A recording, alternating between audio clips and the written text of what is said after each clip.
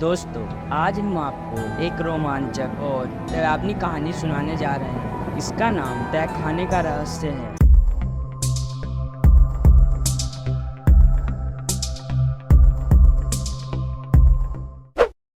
एक बार की बात है, एक छोटे से गांव में एक पुरानी हवेली थी। उस हवेली के नीचे एक गहरा तहखाना था। लोग कहते थे कि वहाँ रात को अजीब अजीब आवाजें आती हैं और कई बार लोगों ने वहाँ परछाइयाँ भी देखी है। गांव के बच्चे हवेली के पास जाने से डरते थे।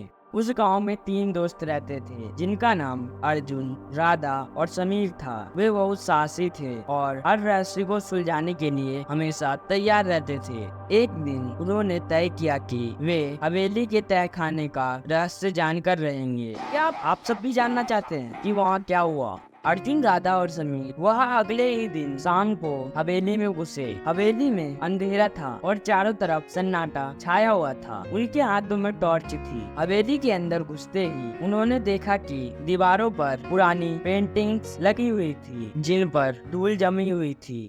उन्होंने हिम्मत करके तहखाने की ओर जाने का फैसला किया। तहखाने की सीढ़ियाँ बहुत पुरानी थी और हर कदम पर चरमरा रही थी। जैसे ही वे तहखाने के पास पहुँचे, उन्होंने देखा कि तहखाने में एक बक्सा रखा हुआ था। अर्जुन ने हिम्मत दिखाते हुए बक्से को खोला। बक्से के अंदर उन्हें कुछ पुरानी किताबें और एक नक्शा मिला। नक्शा देखकर उन्हें पता चला कि तहखाने के एक कोने में एक गुप्त दरवाजा है। वे तीनों गुप्त दरवाजे के पास पहुँचे। दरवाजा बहुत ही भारी था, लेकिन तीनों ने मिलकर उसे खोल लिया। दरवाजे के पीछे एक बड़ा कमरा था जिसमें सोने चांदी के सिक्के भरे हुए थे। उन तीनों की खुशी का ठिकाना नहीं रहा। लेकिन तभी उन्होंने एक डरावनी आवाज सुनी, कौन है यहाँ? तीनों ने मुड़कर देखा तो एक बूढ़ा आदमी उनके पीछे ही खड़ा था। वह आदमी तहखाने का रक्षक था। उसने बताया कि ये खजाना गांव के लोगों का है और इसे गांव के भलाई के लिए ही इस्तेमाल किया जाना चाहिए। अर्जुन, राधा और समीर ने उस बूढ़े आदमी की बात मानी और खजाने को